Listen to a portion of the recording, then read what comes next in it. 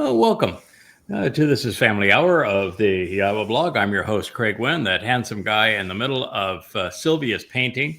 I guess that is the shallow blue sea. A little bit of a reef picture as a scuba diver. So you're snorkeling for us now. There, Kevin. Good Yeah. to see you. I'm under the sea tonight. Yeah, and the painting name is Pink Surprise. So I thought it Pink was Surprise. Yeah. Okay, that is appropriate. We actually have a huge echo, Rich. I don't know if you can resolve the echo issue or not, but it's playing. Get your phone on. Somebody has got. Okay, I need to turn my phone off, right? Yeah. Okay. We have a real problem here. Okay, maybe that is the solution. Okay. Okay, so there's a new painting that she has done that I think is her most beautiful, which is the moon on the sea, and it is really stunning. So that's another one for a future show. Absolutely. And hello there, JB. You are back in the mountains. Yep. It's a pretty elevated scene for a fellow that's still living in Texas.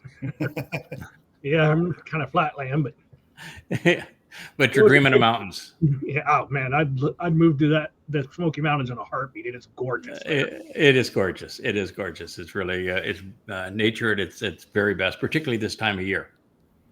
And we have Dr. Jeff actually at work now, and so if we last time we had you with your telephone, so that if you were on call, you would be responsible and could go in and save a life. But you're actually at the hospital, and so if something happens where you are needed, we're going to expect you without apologies just to get up and go save a life. Will do. Okay, good to see you, Dr. Jeff. And we have this handsome fellow over here. This is Shannon. Shannon did a program with us 2 or 3 programs ago. He is the traveling covenant member who has visited more covenant families, I think, than anybody by a considerable margin. And so we're delighted to have Shannon here again in Family Hour. Shannon is actually pinch hitting this evening by rain check. Evidently, Shannon was invited out to go to some very unusual form of fishing. It sounded almost like bucket fishing of some sort. And it was postponed, I think, maybe to tomorrow night. So he is here, and we'll notice that my good friend Kirk is not. Kirk had a procedure that was done a few days ago, and he is gradually ramping back up to health. And until he gets a little more vitality, we're going to enjoy the realization that Kirk and Sylvia are listening. But this would be it's a little rough for Kirk having just undergone the procedure so recently. And without any lights on him, he is dark there in the corners, like he's trying to hide out. But that is a very fine camera that you've got on you that's able to make all of this work. That is Rich, who now has at least one light on. Working just fine. Good to see it. Yeah, liking it. I can hide in the corner. We know who the introverts are in the crowd. What we're doing in this program is because we're continuing to celebrate Sukah. Sukah is a real benefit to us because it's 8 days, and the 8 days are all focused on a singular event. Chag Sukah, of course, is 3 events, but Sukah itself is a return to the garden. It's a really lovely mikre or of a moed, because it is the destination that Yah was trying to bring us back to. But because it's 8 days, we have an opportunity to talk about it a lot. Mm-hmm. And fortunately, there's a lot that is said on it, and we can bring that to your attention. And I do think that in the last 4 or 5 shows, maybe this is 6 or 7 that we've now done on Sukah, we've cut a lot of new ground. I don't think there's anybody that has ever said emphatically that Sukah and Gan Eden, the Garden of Eden, are synonymous. Mm-hmm. That the conditions experienced in Eden will be the conditions experienced again by us when we enjoy the fulfillment of Sukah in your 6,000 year, which is just 8 years from now. I think that's pretty extraordinary. And the whole realization that Sukah and its actionable root and Gan for garden and its actionable root say exactly the same thing. To be covered, to be protected, and to be sheltered, which means that it's the exact opposite of somebody building a flimsy hut to hang out in, thinking that they're doing something that is religious. Well, they are doing something that's religious, but it is the antithesis of what God actually said. He is offering to bring us back into a sheltered garden to protect us from the elements, not to expose us. Mhm. And so I think that is a fairly profound insight regarding Sukah that had not previously been considered. And we began all of this with a bit of excitement over, well, what was the nature of Eden? Because if you want to understand what God is offering, He's saying that I'm going to bring you back into the garden for 1,000 years. Well, shouldn't you know what took place in the garden to see if you want to? I mean, 1,000 years is a long time. You want to spend 1,000 years with God in the conditions of Eden, because clearly Jawa didn't, and ultimately Adam chose that he didn't either. So what we have to have is a mindset that is different than Jawa's and Adam's, to be comfortable exposed to Yahweh for 1,000 years. So, this is such an important insight, that to recognize that the first two people that were exposed to the garden chose to leave it. Yeah. Cut themselves out. Yeah. They cut themselves out. And I think that the other thing that was so profound in our previous shows was this realization of, we get right down to the story of what transpired in Gan Eden, that no one has ever really talked about these things before. But since we're heading back to Gan Eden, I think it's actually essential, particularly in wake of the fact that the mother goddesses now have an entire site that is devoted to trying to discredit and demean me. It's almost hilarious that they continue to do this sort of thing. But in that light, it is really important to understand what went awry in Eden. Why didn't it work? Why did they reject Yahweh? And what we find is that, and we're going to say some things here that are likely, again, are going to upset some people, but all I know how to do when I'm trying to communicate what Yahweh is offering us and expecting in return is to go where the words lead. And I'm going to share with you where the words lead, and then we can wrestle with them and try to find out whether or not we understand this message. But the first is rather important. Yahweh said that he created Adam in his image, didn't he? Which means, and he uses the same word that we have considered in our last program, Tetzel, which speaks of a representation of something in a lesser dimension, just like a blueprint is a 2D rendering of a 3D home or building. Right. So we are a lesser dimensional version of Yahweh, which means that Yahweh would have a soul like we have a soul. That wouldn't function the same way. Yahweh doesn't have a body like we have a body, but he has a personality like we do. Right. And he has a conscience. He has a consciousness. He has conscience. And he has the ability to think, to reason, to act. And he has love of family. And so there's a lot of characteristics that you would then extrapolate to say we're a lesser version of Yahweh. Now, that's profound in its own way, which means that the only way that Yahweh can have an ongoing long-term relationship with us is to increase our dimensionality. We have to go from 3 dimensions past 4, 5, 6, and ultimately become 7-dimensional to have a close, personal, long-term relationship with Yahweh. So now we know that the purpose of the Moed Mikre is to increase our dimensionality. That's why the fire is such an important metaphor. We can't do one, unfortunately, tonight because we have a hurricane that is passing by just north of us. And hurricanes, even if you're not in the wind field of them, and we're not, the Malak have done a very fine job in pushing it far enough away. But we are getting the rains. And one of the things I've learned about fire is they don't like water. Yeah. Fire and water are beautiful together. They just don't mix. Right.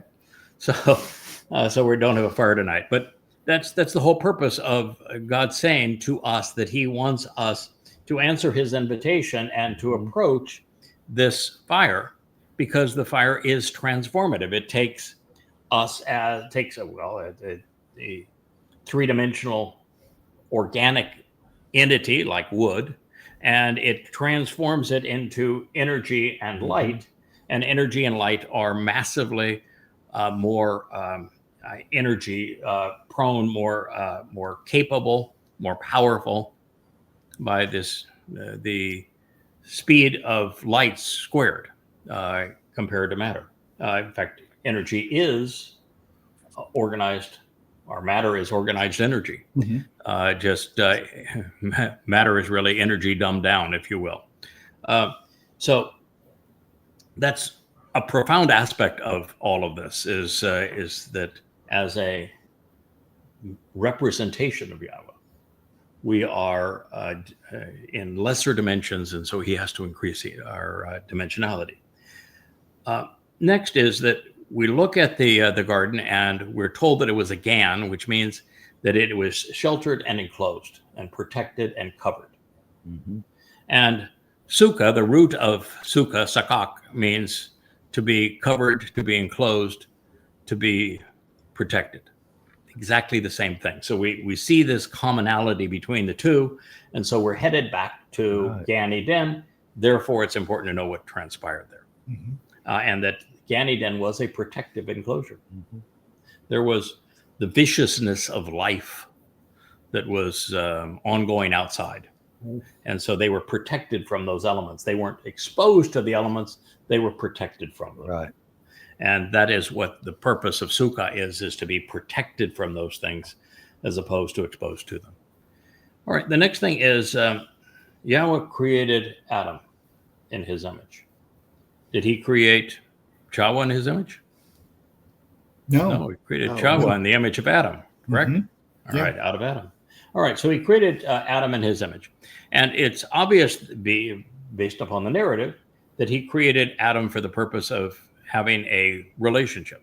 And that relationship had reciprocity. They were both engaged together. They worked together. They contributed together. They talked together. They walked together. They had fun together. They explored together. They enjoyed life together. Correct? Yeah. Pretty much an accurate depiction. So Adam was absolutely created for Yahweh's enjoyment and for the purpose of Yahweh to enjoy a relationship with him.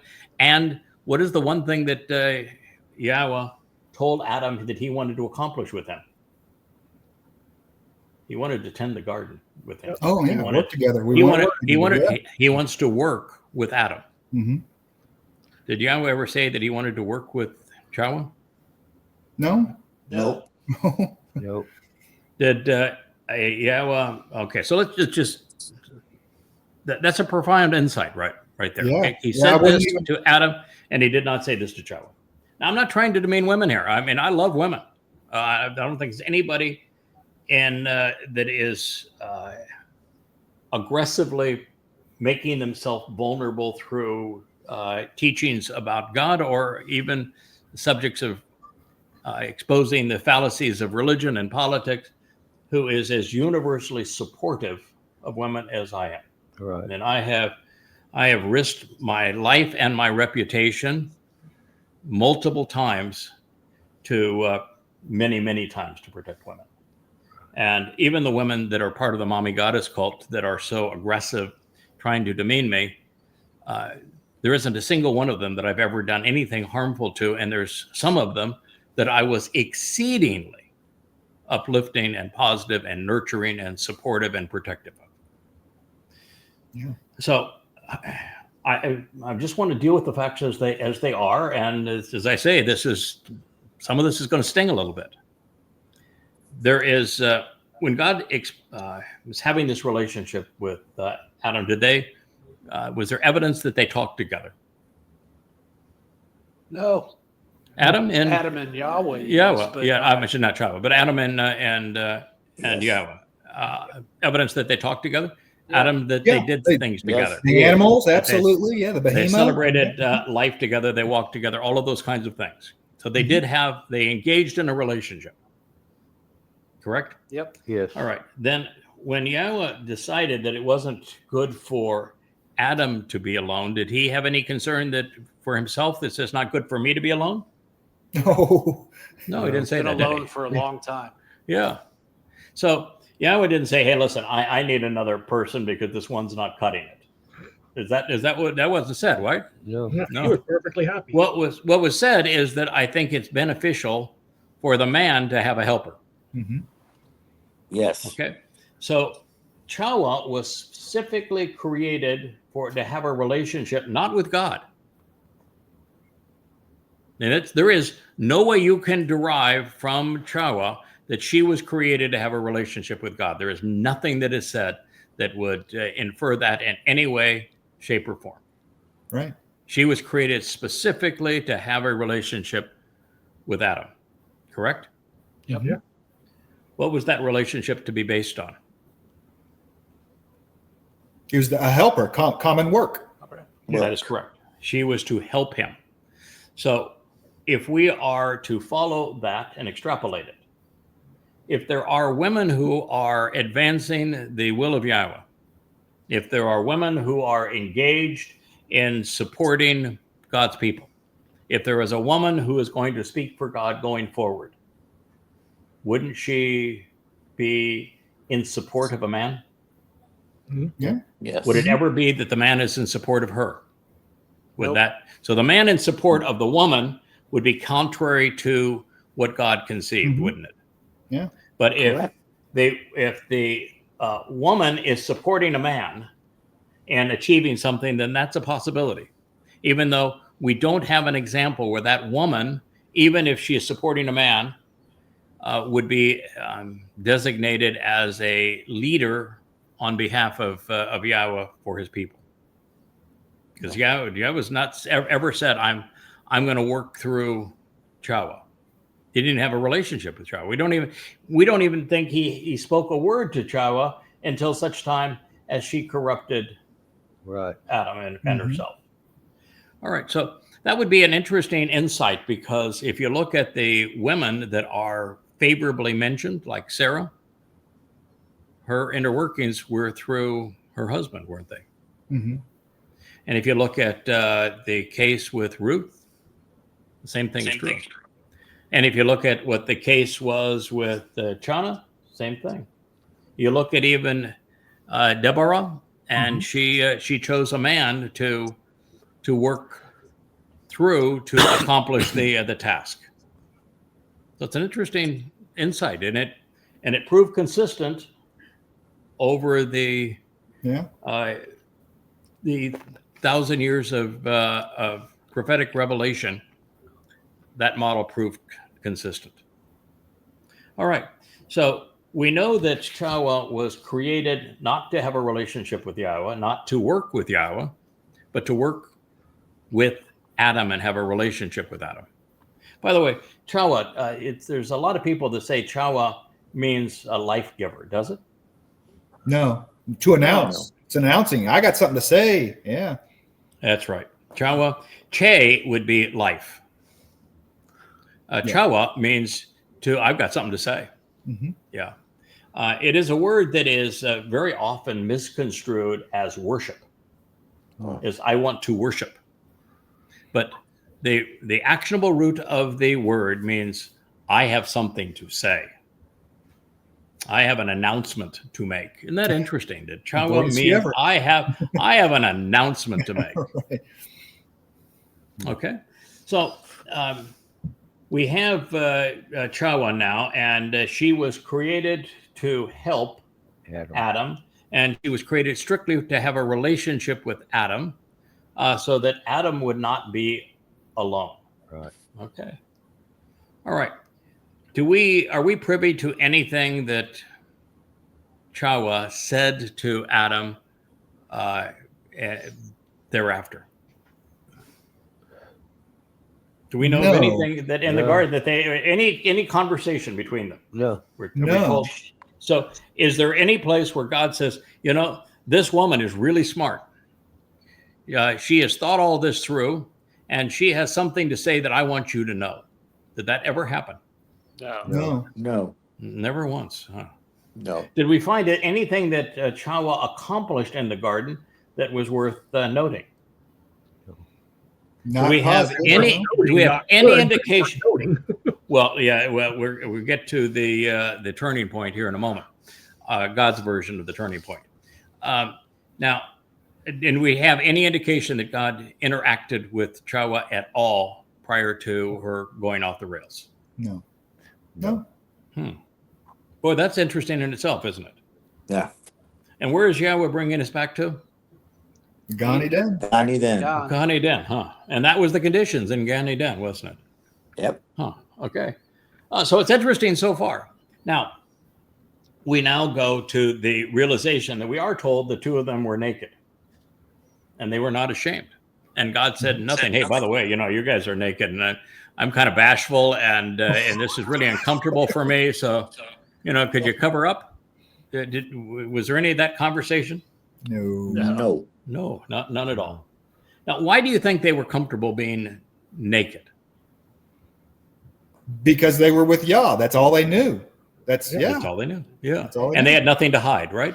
Right. At this point, they had no knowledge of anything that would be considered wrong. Right. And it's actually Tob and Ra. So Ra, Yeah. by compared to Tob being good, Ra is wrong. So it was the tree of good and wrong, or good Right. and bad, if you wish. So they were naked because being exposed to God and to one another was comfortable, because at that point they didn't have any deceit. They weren't twisting the words and instructions of God. They had no deceit in them.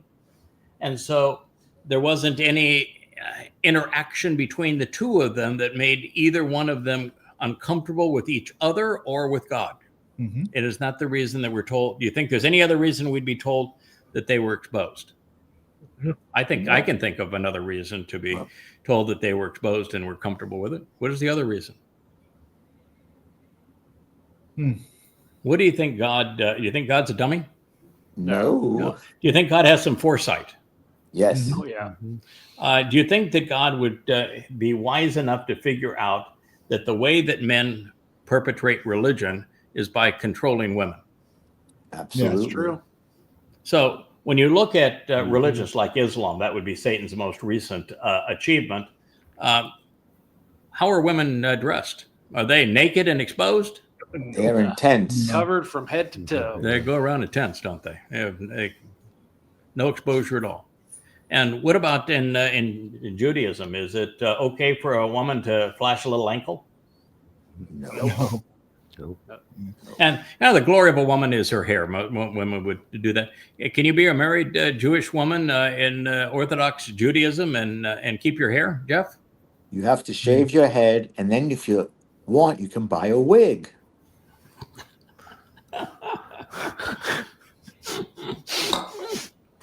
To cover yourself with something that's false, right?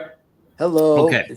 And can a woman get a divorce in Orthodox? In fact, in any form of Judaism, can a woman get a No, divorce on her You own? need your husband's permission. That is correct. That's called a get, isn't it? Yeah. Get lost. Well, yeah, but it's a get. It's a get. And so the man has total control over him. And in Christianity, isn't that where we get this prudish culture of modesty? It really comes out of Christianity, doesn't it? Mm-hmm. That's the one that's had the greatest influence, where Paul said, that you lord over women, and that, women have to be dressed in a certain way. So all of this modesty and dress, and no nakedness, and you better not talk about sexuality, because that's really bad. Do you think maybe that God foresaw some of that and said, I want you to know, I designed that. That is my masterpiece. I'm a better artist than even Kirk and Sylvia Miller. I made that, and I made that way because I thought that would be fun for them. Yeah. So maybe you think God is maybe mocking the religious approach? Absolutely. Yeah. Okay. And now, what do you think about the possibility, as a third possibility, that God is also saying you ought to enjoy being attracted to one another? Mm-hmm. You ought to be comfortable being exposed to one another. You ought to be in a relationship where you can be exposed to me and be comfortable around me, and be exposed to the women in your life or men in your life, and be comfortable around them, because you've got nothing to hide. Wouldn't that also be a good insight you could derive from that? Mm-hmm. Absolutely. So why do women buy into the religious lie of modesty when God said exactly the opposite? Because they're religious. Because they're religious. Yeah, because it's hard to get the religiosity out of people. And one of the things that I learned when I was exposing and condemning Islam through Tea with Terrorists and then Prophet of Doom, and I did those 10,000 radio interviews, is the most vicious supporters of Islam are the women. Yeah. And if you look at women and in those street marches and everything else, they're the ones that are the most vicious in support of the religion that demeans them. Yes. Mm-hmm. So it says that they're clearly not thinking. They've got a religion where their God says that they aren't worth anything, that they have no value whatsoever, that the men own them, the men can beat them, they can starve them, they can kill them, men can even rape them with no consequence to the man. A raped woman in Islam is the one who is flogged and punished, not the perpetrator. You in that kind of religion. You have a religion where a rapist and a pedophile told you to wear a tent, and you will support that religion. What does that say about your intelligence? It's a total lack of any. Total lack of any. And so women in Islam have no intelligence. I mean, that's just the bottom line. You'd have to have no intelligence. Men have no morality. The women have no intelligence. And in Christianity, to go along with men lord over your husbands, you're not standing up for yourself either, are you? You got no courage, no backbone. No, that's not right.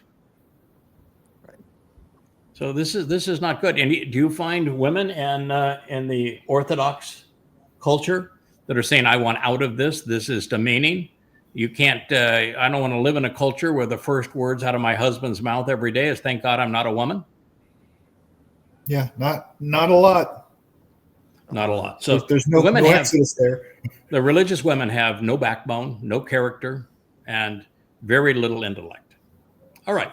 So let's just suppose that those are all lessons that can be derived from they were naked and exposed and felt no shame, and Yahweh had no problem with it. I think you'd have a very tough time arguing against any one of those four conclusions.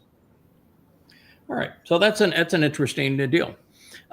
So they didn't know that they were naked, did they? They didn't even know it. No. They didn't even it meant nothing to them until they went and contradicted Yahweh's instructions. Once they twisted Yahweh's testimony and went against him, it was then that they perceived that they were naked and tried to cover themselves.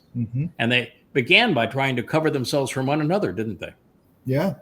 Yes. So the moment that they twisted Yahweh's testimony to, and their motivation was Chawah's motivation. She wanted to be a goddess. The moment she did that, she knew that she was vulnerable, that she needed to hide what she had become. That's very key. Yeah. It's essential. She wanted to hide what she had become. That's And the only entire other reason. person- and the only other person there was Adam. Right. Yeah. And she wanted him to hide what he was. Mm-hmm. All right. And what was God's first question? Who told you you were naked? Right. Right. Mhm. Right. Yep. And since they had clothes, there's really only one person that could have said, "Hey, the person that was leading this charade was Chawa. She made up a rule, didn't she? Chawa made up a rule. Her first rule as the mother goddess was, you're naked and you're not going to be naked. I don't like naked. I don't like being exposed. I don't like being exposed. Interesting. Okay. And what did they try to do once they tried the old? We're pretending it was a fig leaf, but once they went with the attire and they tried to cover themselves, what was their next move? Hide. Well, they wanted to hide. Tried to hide from God. Hide from God. They did not want to be exposed to God. That's very much like the children of Israel during the Exodus, where God says, I'm going to, you have 3 days, get yourself all prettied up and get yourself in the right attitude here. And I'm going to come down and speak to you. When they told God to shut up and go away, they never wanted to hear from him again. It's because there was no place for them to run. So they told God to leave. Same thing, isn't it? They don't want to be exposed to God. Talk a big game, man. They'll build false gods. They'll grumble and complain, but when it all comes down to actual exposure to God and to the Word of God, they are not comfortable with. Mm-hmm. They will say, "No, God's Word doesn't say that. No, doesn't apply to me. Nope." In fact, I recall the Mother Goddesses are really big on saying, "Nope, you're just reading stuff that has no meaning to us." Mm-hmm. Oh yeah, of course not. All right. So there's another interesting lesson about eating. Yes. Okay. When the cherubim that we now know as the adversary, Satan, came off the wall, he was one of the cherubim that was protecting the Gan Eden, keeping the elements at bay, keeping them secure and safe inside. So she knew him. When he came off, did he approach Adam and see if he could beguile Adam? No. Did we even have any discussion at all that Hasatan had with Adam? No. Why do you think he picked the woman? Why did he pick Chawa? Because he did. Mm-hmm. Why?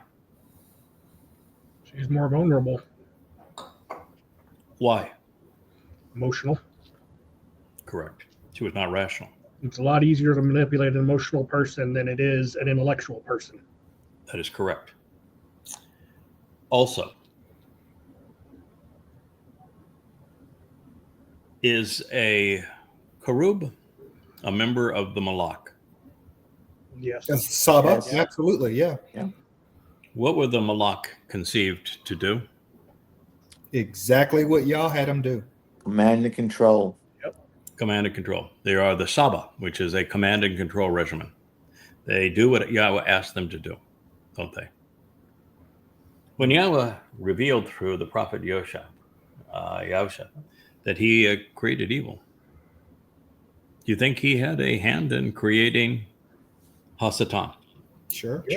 Do you think that he manufactured do you think he created software that was malfunctioned, or do you think that he created him to do exactly what he did?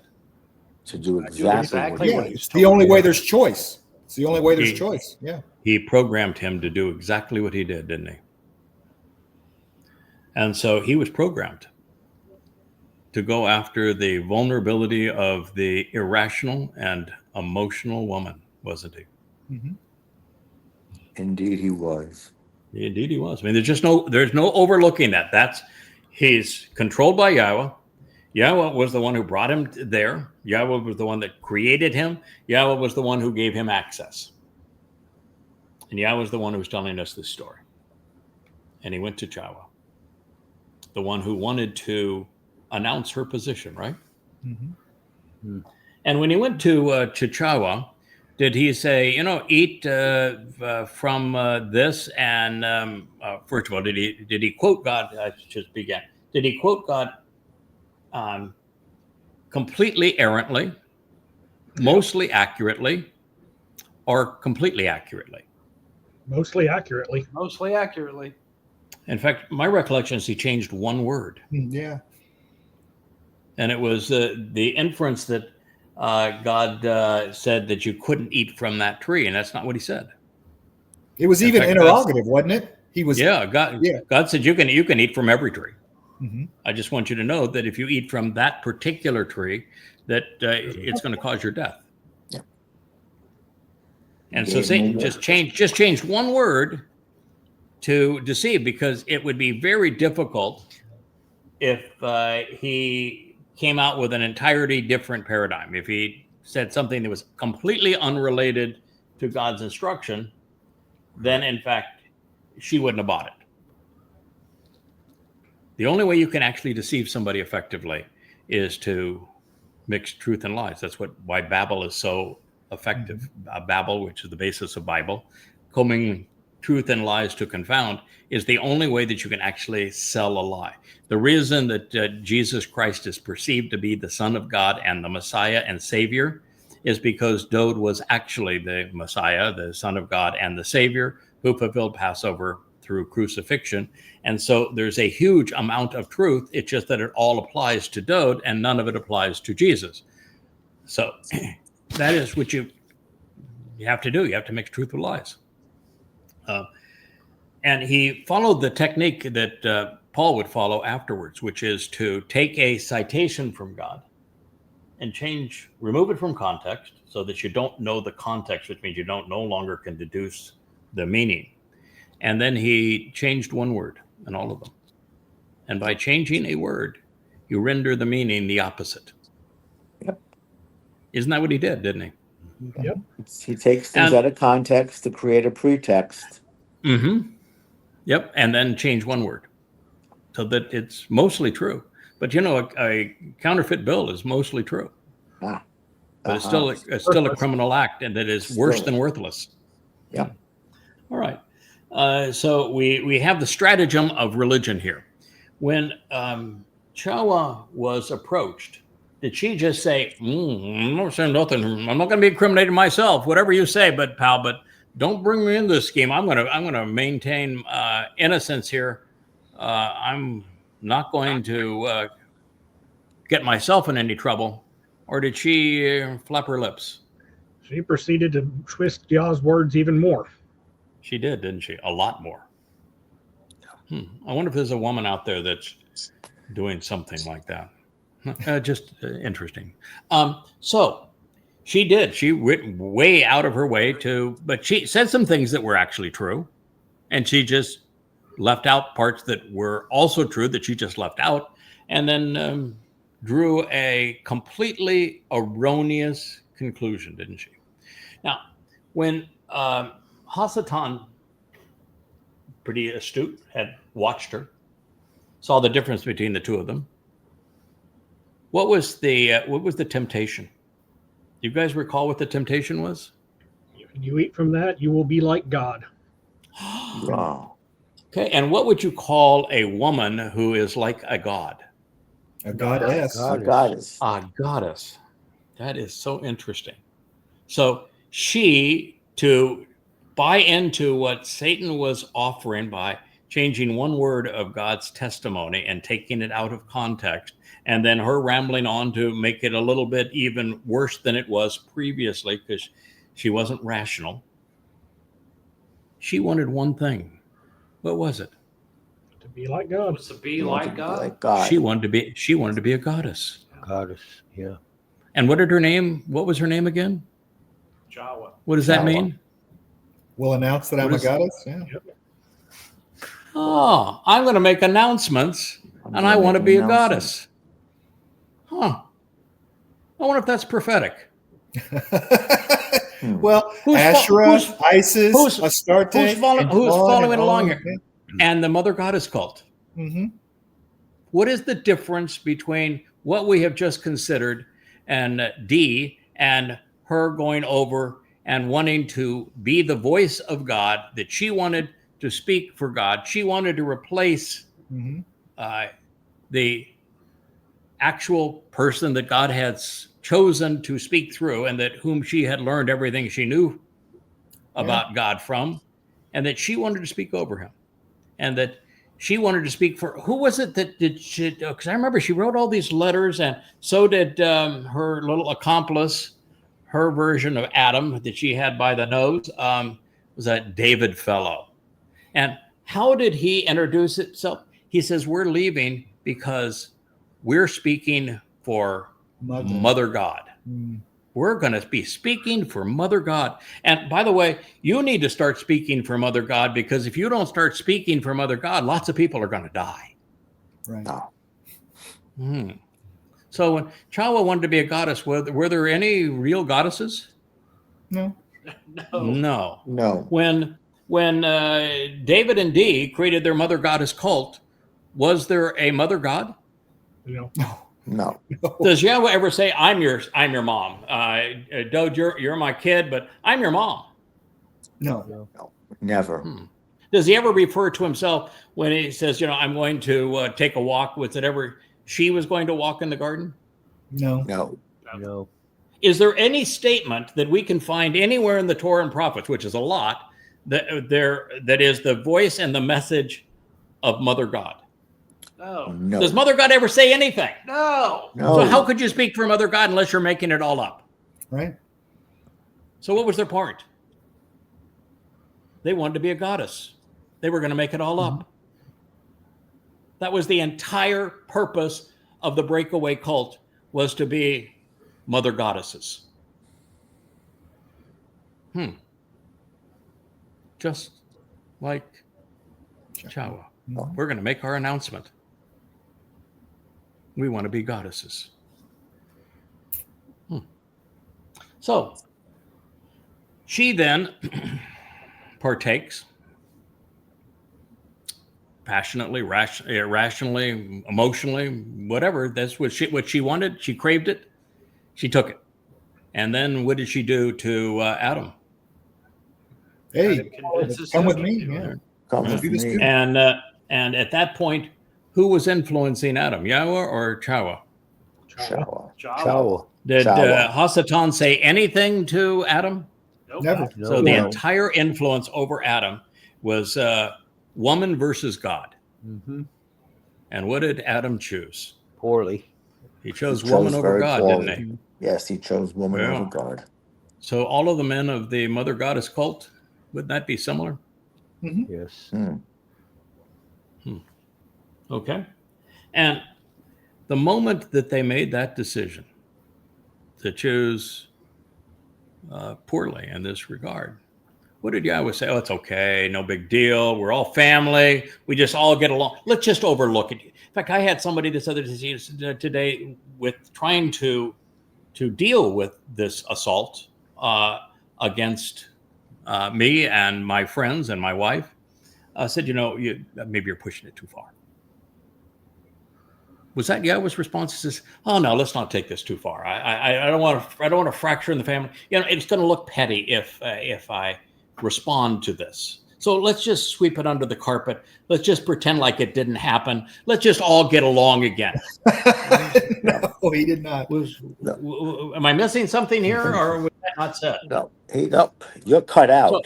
Okay, so they chose not to listen to God, not to follow his instructions, and they were booted out of the garden, weren't they? Yeah. Were they given a tongue lashing out of the way of the garden? Oh yeah. All right. Were they called frauds? That God said, you're lying to yourselves, you're lying to me, and because of this, and because neither of you, even knowing now that we're having this conversation, because neither of you will take responsibility. Didn't both of them blame someone else? Yes. Yeah. And neither of them took responsibility, did they? Nope. And did God No. say, "Hey, that's okay. Accidents happen. Little spilled milk. No big deal." Was that his gone. approach? No. You're gone. So when somebody said to me, you're being petty now. You're this is not a good look. You shouldn't be doing this. You really ought to let this go, and then you'll be fine. Was that Yahweh's response? No. No. No. So the two of them took not Yahweh's approach, and they're booted out of the garden, weren't they? Mhm. And never Yep. let back in, were they? No. No. No And way so back. what do you think would have happened if they had taken Yahweh's approach, which is to be intolerant of this and to confront it right there and say, no, you're wrong, and you need to accept responsibility for this? Isn't that Yahweh's response? Yeah. Yes. So what do you think is the chance that I might be wrong by taking Yahweh's approach? Zero. Slim to none. 0. Yeah. And Slim is not doing well in the ICU, is he? I'm just thinking about 2 Sam 6. 2 Sam 6. Oh yeah, 2 Sam 6. That's going to be a treat for the eyes and the ears as we go through it. All right, so we really have a prophecy here, don't we? Mhm. This isn't just a historic depiction of what took place in the garden, which is helpful because I'm the first person ever to tell you that the purpose of Sukah is to bring you back into the garden, and that the earth is being transformed in the conditions we experienced in Eden, beginning at the first day of Chag Sukah, which is Teruah. And so we are going back to the garden. And so should we expect in the garden that Yahweh is going to choose to work through men or through women? Man, Men. We'll work through man. Right? And women are going to be able to play a role, but are those women going to play a role by helping the men? Mhm. Absolutely. Yes. Right. Does that make the woman a less of a person? No, No. absolutely. It just means we have a role. Yeah. And by the way, if I were given the choice, if I could be, for example, I'm playing the woman role with Dode. I'm the helper, right? Right. All right. Now, God chose a man to help Dode. But in that regard, what do you think my preference would be? If I could be the leader, Dode, or I could be the person assisting Dode? Yeah. Support What do staff you is think I always would the way take to go. 1,000 of 1,000 times? Support. Yeah. Absolutely. It is. You have all the benefits without the responsibility. Mhm. It is vastly superior. So, you want to be part of the millennial Shabbat? You better expect it to be exactly like Eden. If you're a man, you're going to be put to work. If you don't like working with Yahweh, if you don't like engaging with Yahweh, you don't belong. Yeah. You don't like work, you do not belong. If you think it's okay to twist Yahweh's testimony to suit your agenda because you want to make an announcement, you're not going to be included. If you are a guy that is in a group that is led by a woman who claims that she is speaking for God, you're in real trouble, aren't you? What happened to Adam when he tried that approach? He got the boot. He got the Yeah, boot. and he had the great excuse. He said, the woman, she made me do it. And what did Yeah. Yahweh say? I'm not buying it, right? Yeah. I'm not buying it. No. So if you're part of that, you're not buying. And what is the consequence? You think God's going to change the next time this happens for this group? Hey, let's not worry about it just because you're demeaning my guy. Let's not worry about it. I'm good with a little sass. It's okay. What little evil? What harm is a little evil here and there? No. So what's your wrong? I don't really care about wrong. Right and wrong, it's overrated. Is that God's approach? No. Was there ever a time when Israel rebelled against Yahweh where Yahweh says, "Yeah, I really don't give a damn"? You know, talk to me about something I care about. No. Let's just it's unseemly. I'm going to be accused of being a bully and being mean if I hold them accountable. So I don't want to do that. I don't want my reputation stained to be called a bully or mean because I'm holding them to a standard and I'm holding them to be responsible. Is that what God said? Because I want to be popular. I want them to like me. I want them to really, really like me. So I'm going to be tolerant and accommodating. No. Is that Yah what Yah is not a people pleaser. No. So it was none of that, was there? And there wasn't any of that here. When they were escorted out of the garden, did God, would he try to be accommodating? Did he say anything to them that you could say, well, that's really encouraging. Thank you for at least the parting gift. And I appreciate the hug on the shoulder. and the pat on the back, I guess did he give him any encouragement to say, hey, we'll get through this. You'll be able to come back in. Well, I'll give you a second chance. Nope. Was there any of that? Nothing. No, you did this thing. This thing was wrong. You blamed everybody else for your own mistake. And you're gone. And that's it. You're not coming back. And you are going to die. Mm-hmm. And by the way, it's going to be really rough on you between now and then. Mm-hmm. And did he follow through? Yeah. Yes, Did he ever did. did he ever make an accommodation after that? No. Okay. Can you name going forward over the next 6,000 years? And where do you only have 1,000 years of it being recorded, plus the time before the Torah was written? So let's just call it since the two of them up to the last of the prophets on Malachi. So you've got what 3,500 years, right? Of that 3,500 years time, how many of the prophets who wrote books based upon what Yahweh had to say to them were women? None. After the Chawa experience, how many were women? None. None. Not any, huh? None. Okay. Now there were 4 or 5 women that played some important roles, right? Yes. You can't put Chawa as a contributor here because she was a negative influence. But you get to there were 4 wives of Noach and his sons. Do we ever hear anything that they said and did? No. No. No. Okay. In fact, we only hear from Noach, don't we? Mm-hmm. All right. So that's not an example. So what if we then go to Abraham and Sarah? Sarah. When God made the introduction, who was he talking to? Abraham. Sarah laughed at Sarah laughed at him. Right. Yeah. And well, that down the road. But all the way, they meet 7 different times. Mm-hmm. And of those 7 different times, is there ever really a conversation between Yahweh and Sarah? Yeah, she laughed at him once. Laughter. Right. No, it's you are going to get pregnant and have a child. And she, at one point, he says, "Do what your wife told you to do." But even then, it was her mistake. She was the one that came up with the harebrained idea. Do the my slave. Right. She made the mistake.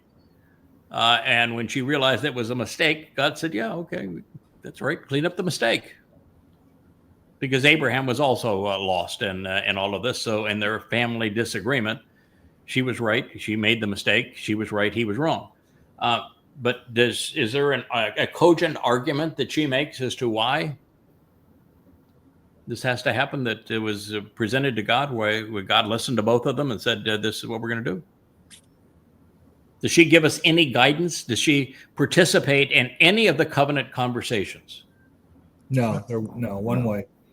No. It was all with Adam and I mean with Abraham. And Abraham wasn't exactly the highest quality guy in the world either, was he? No. No. Okay, so that's not working out so well. And then from there, we go to the sons. It was a son that was born, and he picks a wife. Do we know anything about what she did that might be a little sketchy, or what she did that would be, oh wow, that was a real sign of leadership?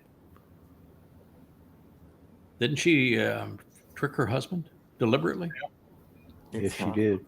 Mm-hmm. She absolutely came up with a plot to deprive the firstborn of his birthright, and to trick her husband, and to giving her favorite the birthright. In fact, do you think that maybe this idea that the man from Edom and Obed Edom that saved the day not once but twice for Dode? Do you think that person is named Edom as a result of, we're going to correct this wrong that was perpetrated long ago, and we're going to bring the family back together? Yeah. Oh yeah. Oh You yeah. think that's maybe That's- part that's of? it. I mean, God Interesting. could have chosen a lot of names. He could have said man from Congo, man from Right. any place. But he's or man from Judah, man from Yisrael, man from Moab. He could Mhm. have picked a lot of different terms, but which one did he pick? Edom, yeah. Edom. Edom. Wanted to draw our attention somewhere, didn't he? Yeah. Where would Edom draw your attention? Wouldn't it draw your attention to this story of the duplicity that Mhm. caused him to be deprived of his birthright, and for the full brother, twin brother of Jacob, who became Yisrael, to be reunited, bringing the family back together? Yeah. What else could you deduce that would be intelligent from that story? Now, if you look at the story of Jacob, and he goes off to find a wife, he's kind of a mealy-mouthed kid that doesn't seem to be able to stand up for himself. Certainly not a very good negotiator. I wouldn't have done either of those deals. 7 years of work for a wife. Yeah, I don't know. Oh man, I ain't doing that. I mean, I will do work for my wife, but I work for my wife. Yeah. I'm not. I didn't go to her dad. Not that even she knew who her daddy was, but nonetheless. All right. So one of those two was playing with idols, wasn't she? Yep. Huh. Yes, she was. Yeah, and she brought Benjamin into the world and knew that was pure evil, didn't she? Mm. But we really don't have much testimony from either one of the two that you could say, well, there's a life lesson there. I mean, I can't say that sharing your mandrakes is a lesson to learn to live your life by. So there really isn't anything there other than Leah was the mother of Yehudah. That's pretty important, and that in the end, she was the one who was hated and then eventually loved. Mm-hmm. And her sister was playing with idols. Yeah. Okay. So we're not getting any leadership here, are we? We're not getting God saying, "Boy, I'm picking that person, and that one's the one's going to convey my message."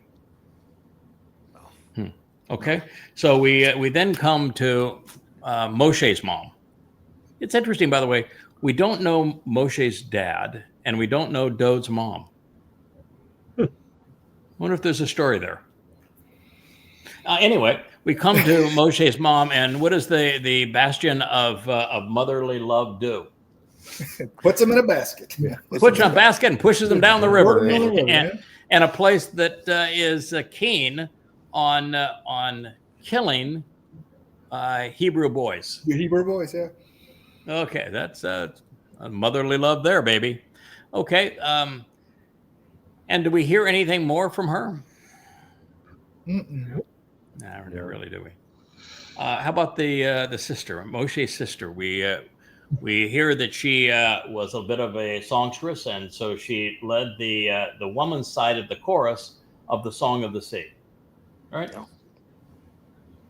Next time we hear her, what's she doing? Speaking for God. Making an Speaking for announcement. God. She said she's demeaning Moshe's wife, just like Yeah. the mother goddess did to my wife, and then claiming she's Jawa. Yeah. I too speak for God. She's And then God say, hey, okay, I listen. I'm tolerant. I'm open. The more, the merrier. What could be wrong with having lots of people speak for me? I'm all for this. Maybe I overstepped in just choosing Dode. Let's not be sexist here. Let's even though she was attacking his wife, but nonetheless, let's all get along. I'll give you a role too. So here's some prophecy for you. Kind of. Well, kind of, but and only in the sense of that whole story became prophetic of what we're dealing with. Right. Yeah. Yeah. So Yahweh says, even if your father spit in your face, this is what I would do to you. And he gave her leprosy, didn't he? Mm-hmm. yes. And he banished her. And the last we hear from her in Debadim, she is presented as the example for divorce. Is being divorced from God a good thing? No. No. Probably not. Probably not. So her claiming to speak for God got her separated, plagued with leprosy, reputation trashed, and divorced. So when somebody else claims to do that hasn't been authorized by God, where there's no prophecy that says, I'm going to inspire a mother goddess cult, and I'm going to have a songbird that's going to be speaking for me. Is there a prophecy that says that's my person, and I'm all in on the Chodara? I'm all in on the Nakara. I'm all in on this this woman who is going to speak for my maternal nature. We have one of those? Yeah. Absolutely not. Oh. So what's the basis for this? Why would you expect God to respond any differently? Yeah. I'm just curious. I mean, is there we're gonna figure something out here? Is there a compromise position here? Just this once, he's going to act out of character. Yeah, I was consistent throughout. So Yes. So there is a difference, obviously, because out of the garden, even in the garden, Chawa was created to help Adam, not Adam to help Chawa. Right. Correct? Adam was created to have a relationship with Yahweh. Chawa was created to have a relationship with Adam. And then once they are out of the garden and they're receiving their justice, God says, "Man, you're going to work, and it's going to be hard. But you're going to work, and it's going to be really hard out there. But lots of weeds. It's going to be tough." And with the woman, it says, you're just going to have this emotional longing for the man, and emotions they drift between love and hate, and they're really fluid, aren't they? That's the difference between logic. Logic leads you in a direct path. I said, let's go through the story of Eden and let's logically analyze it, as opposed to let's get caught up in the emotion of it. Yeah. How does it make you feel? How does it make you feel? So the woman was going to be the feeler, and the man was going to be the worker. That is the statement out of the garden. And it's proverbial to this point. Now, there are some women that I'll tell you better listen to. I introduced Shannon to such a woman here on this island, and Rich has gotten to know her too. She's the boss lady of the island. She owns an amazing law firm. She's my closest friend on the island. She is brilliant. She has great character, and she has twice represented me. I'd never needed a lawyer for anything my entire life. I moved to this island, and we're in a different world here. And twice I needed a lawyer. I went to her both times for advice. She represented me free both times, and both times, I'm a pretty chatty guy. I like to study the facts. I knew the case pretty well, and during the settlement hearing, I offered some advice. You know what she told me? If you think you're so damn smart, you can represent yourself. So, even attorneys don't represent themselves. No. You listen to this woman and you trust her instincts. Uh-huh. She's going to think it through. In fact, her terms is every case is a puzzle to be solved, and I know how to present those puzzle pieces. She's really, really good at it. And so there are women in many areas that are exceedingly rational, well-informed, judgmental, and that I'm going to tell you, as a man who knows his way around pretty well, had a lot of experiences, I listen to her. I do what she says. In her field, she's the expert. Is there an expert in the field of Yahweh, presenting the terms and conditions of the covenant, the purpose of the Moed Mikre, the role that Dode played in fulfilling them, the overall timeline that we're in, the proper pronunciation of Yahweh's name, of any of these things? Is there a designated female that we should listen to, like this woman that I have such respect for? Low. No. Lots of no-no-nos, huh? But I know a guy. Yeah, when Oh, Yahweh, boy. yeah, I Hey, know a guy. Maydad. Yeah, I know a guy. All right, pretty straightforward so far, isn't it? So we ought to recognize that if we come to understand Yahweh's story, the way he tells his story, the way he explains his story, the way he gives us all of these insights all along the way. Oh, by the way, you're going back to Eden. This is what happened in Eden. And you'll notice that my response to you humans from the day that I conceived you in Eden to the time that you're going back to Eden is all consistent. No variation. So we can learn a lot if we know and then make the connections to understand. And the reason that this is all important on Sukah is, what reason would I want to bring this all up on Sukah? Because we're returning to Eden. And is that the purpose of Sukah? Yep. Yes. What day are we allowed back into Eden? Sukah. Sukah. Sukah. What does Sukah mean? Protected enclosure. What does Gan mean? Protected enclosure. Protected. So the more that we understand what happened there and how it's going to be repeated, the better prepared we are to enjoy our time with God and to realize that the last time humans were in this environment, they were 2 for 2 and opting out. And they wrote themselves out by wanting to be God, to speak for God, to be a mother goddess, and to twist the words of God. That's how they wrote themselves out of the story. So if you don't want to write yourself out of the story, what would you not do? Try to speak for God. And would you listen to a woman who wants to create a mother goddess cult, and that she's got her own version of the story? Would you do that? That'd be a bad choice.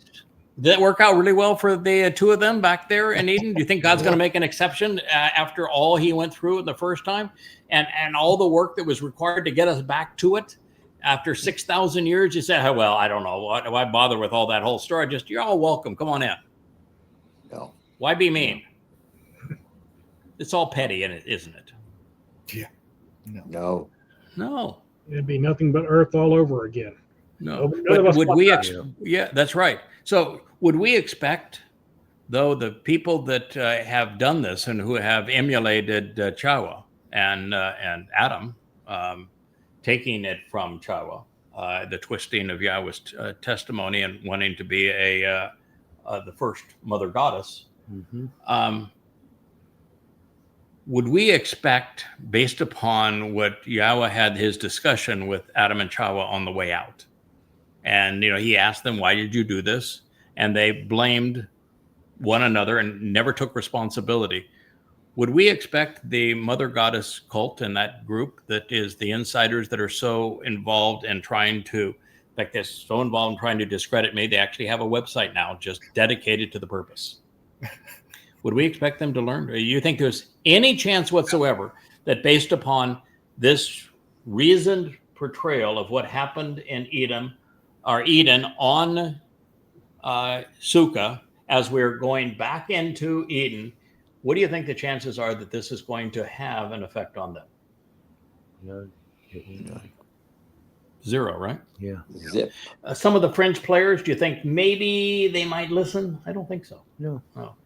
Do you think there's a possibility, though, because they're calling every female in the covenant, trying to lure them into their group because, well, they're Chawa, they're speaking out.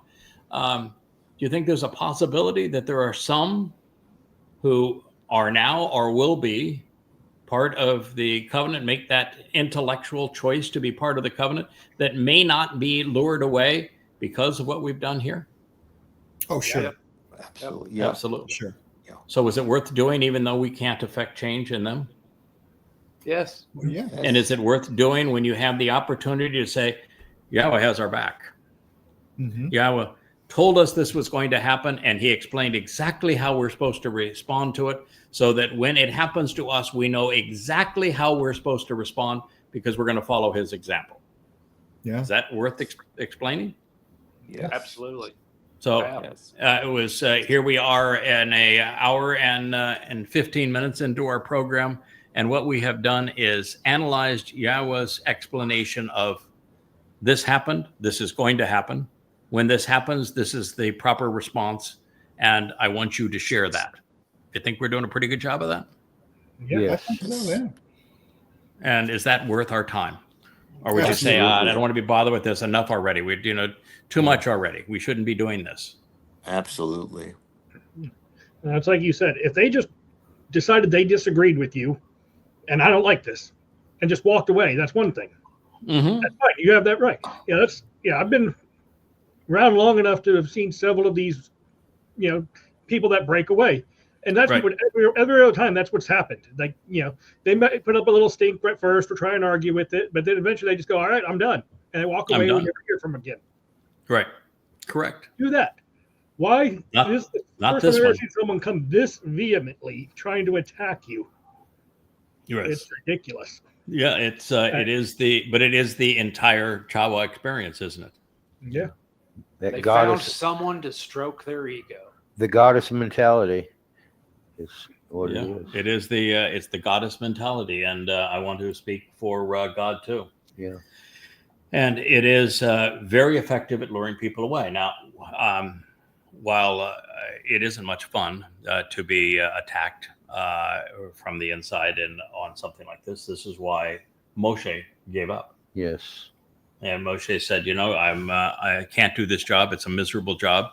Why would you do this to me? Why would you expose me to these horrible people who are saying all these horrible things? Because it's exactly what the family did to him, including his own sister and his own brother. Mm-hmm. So this breach of a family attacking the person that God chose to lead his people back to a relationship with him and to the promised land, which is symbolic of Sukah, symbolic of Gan Eden. What Moshe got for that was 100% flack, criticism, abuse from his own family. And he finally said, I don't want, not finally, 3 days in, I'm not going to do this anymore. I'm done. This is impossible. I don't want this job. I hate this job. I might even hate you for giving me this job. You might even gone that far. And I just want you to kill me right now. Because this is a disaster and there is no solution for this mess. And at that point, Moshe did the thing that is, I think, an act of character within the human capacity. Because I've talked a lot about this with the fellas as to how do you deal with this kind of thing. Mm-hmm. And what Moshe did is he said, all right, I know now my job is I only have to get them there. I'm not responsible for the condition in which they arrive. My only job is I have to get them there. I'm not responsible for, again, anything that they arrive. You and I both know, God, that they're obnoxious. And so all he did, took the passion out. Mm-hmm. He went through the motions. Yeah. And that's, the character in him said, I will see this through. I will get them there. Right. Yeah. But he went through the motions. And he never trusted anyone going again. Never. Even when people came to him and said, you can't do this by yourself. You need help. And he said, no, thanks. He felt vulnerable. Like he couldn't trust anybody. People that he had helped and benefited and supported turned on him. That's an exceedingly vulnerable position. I've spent 24 years. 12, 14 hours a day, 6-7 days a week. Mm-hmm. Learning, translating, sharing the insights that I have gleaned along the way. And I've never asked anything from anybody. Here, it's my gift to you. Yeah. And those who received that gift turned on me.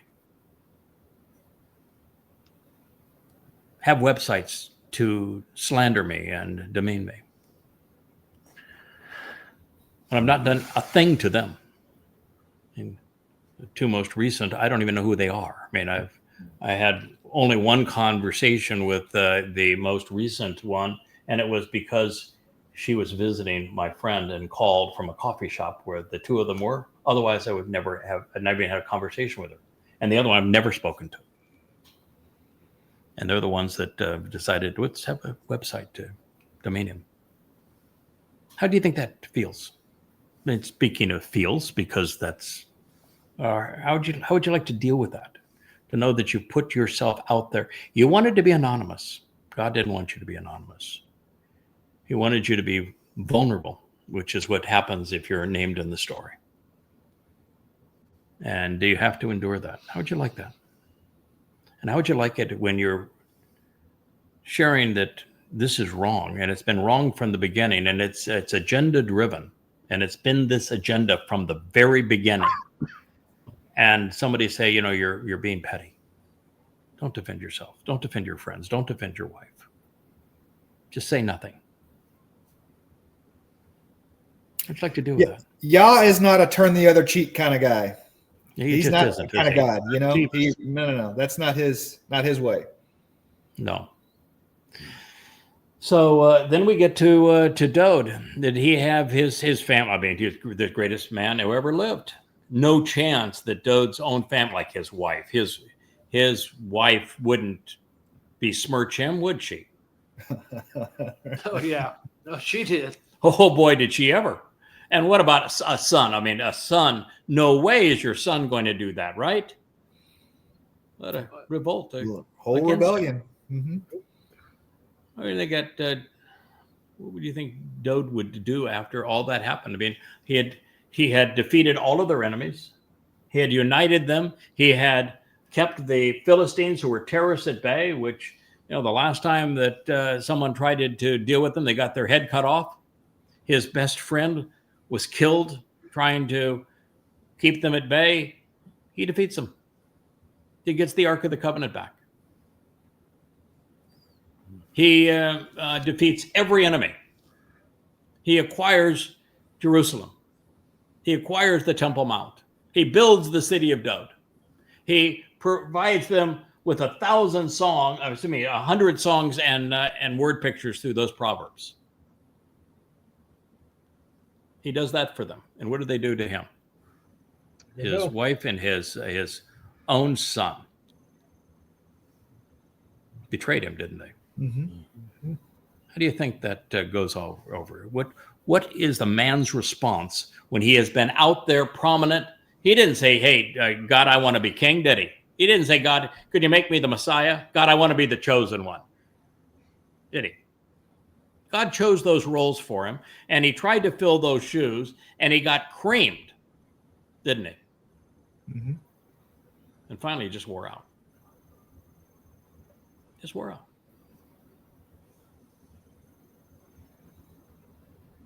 So it's a damn tough job, isn't it? And thus far, it's for everybody that's tried it. And we really have now the most vicious, the most dishonest, the most egocentric and self-serving enemy in our midst, following Chawa, who was satanically motivated, who had once been family. So this is what we're up against, fellas. And it gets your attention, I want to tell you.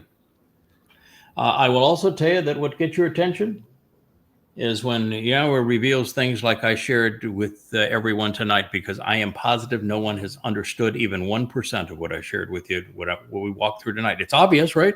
Yeah. There's no part of that was tricky. But had you ever heard any of that shared before? And the conclusions? No, and you guys are well read. It's never been stated before. So God has our back. He says, yeah, I know all about this. I dealt with it myself. And matter of fact, tell you the truth, a lot of that story that was orchestrated to be prophetic, to teach us how to handle it at this moment. Right. And you'd say, well, why would God 6,000 years ago orchestrate and then convey a story from 6,000 years ago just for you and these dimwits? Why would he do that? I Can you think of any reason that the creator God of the universe is going to have an experience 6,000 years ago and going to have it committed to writing in the single most important book ever written? And he's going to tell us all of these details and tell us exactly what we need to know and nothing more, but everything we need to know for this particular moment. Why would he do that? Because it's the most important time in history. Yep. We're leading up to the most important time in history. This is the most important. All the way through this, you could be wrong, and there was time to get it right. Yeah. What if Last chance. What if no one gets it right over the next 8 years? Then what happens? No earth. No nothing. No earth. There's no Shabbat harvest. There's no Teruah gleaning. There's no sacrifice of the Adamah Parah. There's no remnant of Yisrael. There's no return with Dod and Yahweh on Kippurim, and there's no return of the earth and our reentry into Gan Eden on Sukah, is there? Nobody knows anything about any of these things.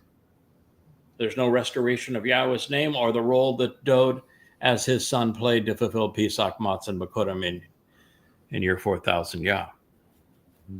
There's no time now to fail. And so God had better have our back. He had better be really, really good with the support and have stories like this that are so profoundly perfect for our moment, telling us exactly what's going to happen, why it is going to happen, how it is going to happen, and how we're supposed to respond to it. And then he would write the story in Numbers 11 with Moshe giving up so that we know this is what we're up against. And then Numbers 12 to say that's exactly what that woman is going to do and exactly how she's going to do it. And this is my response to it.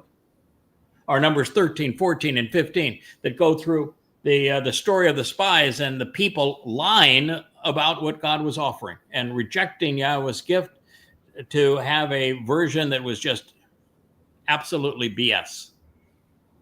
And having only 2 of those that left Mitzrayim allowed in. But also telling us the under 20s had another opportunity. And those under 20s had another opportunity. And then he spends the 15th chapter telling us exactly how he is going to make that possible. With a bull, with a ram, and with a goat. Yep. And precisely what they would achieve, and when they would achieve it, and how they would achieve it. So, why do you think the story of Numbers 5 exists, of this man that wants this bride? And yet she needs to prove herself because she's been accused of being a religious slut. And we have this story of how she's tested and how she's purged of that. And then we have the story of the Adamah Parah, Numbers 19. That is specifically designed to resolve that. Or why do you think that Yahweh says, the one guy I'm taking out of the timeline, I'm taking you, I have a big job for you. I was really impressed with the way that you roasted that bull. And while you were roasting the bull with the big fire and the water and all the sarcasm, and you went against the mother goddesses, the Asheros, right? Mm-hmm. There were 400 of them, weren't there? Yep. The mother goddesses. And isn't that what Asher is? It's a mother goddess, the queen of heaven, the mother of God. It is the living epitome of Chawa, isn't it? Mm-hmm. The mother goddesses. On behalf of the Lord were the other 450, which is Hasatan. That is religion. And you were the guy that were willing to stand up against politics, against the king, against the queen, and against religion, and won against 850 plus all the political, plus all the soldiers and everything else. You did it, and you did it with humor. You did it with style. I'm taking you, pal. I got a job. Do I have a job for you? Because we're going to have another roast of a bull. And we're going to have another expose of what's wrong with the mother goddesses. And we're going to have another come to the truth meeting with those who perceive themselves as lords. Yep, I'm bringing you back, pal, because you're going to work with my bull. What a story, isn't it? Mm-hmm. And every detail along the way. He's given us prophetic insights. He's explained, this is my story. Then he explained who the players are, when it's going to happen. And then he gives you beautiful flavor of all the way it's going to play off, just so we continue, so that we have this wonderful confidence and affirmation from Yahweh that we're doing exactly what he wanted us to do. When, where, how, why. And we're going to get this done. So, I mean, I look at what we're up against and I say, I know you're optimistic, God, but why? Why? I mean, even the women who were exposed to the truth, who had years and years of exposure to the truth, even they went off and had their Chawa moment. They had their Miriam moment of rebellion, and they're still wallowing in it. And you want to now have this message resonate with people that haven't listened to you in 3,400 years, of the most obstinate, arrogant people on earth. And so people who were exposed to it and had it directly from you through your voice, and they couldn't handle it. They chose to write themselves right out of the garden. And now you want success with the most belligerent people on earth? Why are you optimistic, God? How's this going to work? I mean, it's a good question, right? Yeah. We have success, but the success isn't necessarily, how to put it, anything that we do. Okay. We're successful, and our job is just to make sure that everyone gets the choice. Everyone gets. We deliver the message. We deliver the message. Yes. Yeah. Yeah. And we deliver the means to be resolved of being misled. Well, that's you. That's Yeah. Well, that's still we're only delivering one. it. But Yeah. I mean, the rest of us were. there's eight people that are going to be part of that team that are coming forward that are going to be working to make that possible. And Elia contributes to it. Of course, it's like the sacrifice of the Passover lamb. Dode's sacrifice being crucified doesn't mean garbage if Yahweh's not using it to fulfill the purpose of Passover. If he's not opening the door through of life by what his beloved son is accomplishing, it doesn't mean squat, right? Yeah. Mm-hmm. Dode's not going into Sheol with our guilt unless Yahweh is able to put our guilt on him and provide the conveyance into Sheol, protect him there with his Ruach, and then let him back out after it is deposited there. None of that's happening unless Yahweh is the one orchestrating it. But Yahweh chooses to work through guys. Yeah. Mm-hmm. And so Dode is still, even in the midst of all of that, Dode is incredibly, awesomely important, because none of it happens without Dode. It's pivotal. Absolutely pivotal. Yeah. Absolutely. So, okay, so yes, Yahweh's lighting the fires. Yahweh's bringing the people in to be purged. He's the one that's providing the cleansing water. He's the one that told this whole story going up to this point. He's the one that enabled his son to fulfill the spring mikveh so that there is the benefit. He's the one restoring the earth to the conditions of Eden. He's the one that's eliminating all of the enemies. He's the one that's given us the playbook. He's the one that's going to write the Torah teaching aside. He's going to be kind of busy at that point. But is he not doing it through us? Mm-hmm. So from his point of view, it wouldn't happen if there wasn't an us. And at this point, what would happen? You're about to travel to Bet the Covenant family, right? Okay. You've been around the group that has come and gone, JB, for 20 years. And Kevin, you probably have the ear of more people now, particularly the engaged people, than anybody else. You're kind of in a captain seat, trying to keep all of this ship going down the right path here. If I were to say, just check out, say, God, it's been a good run.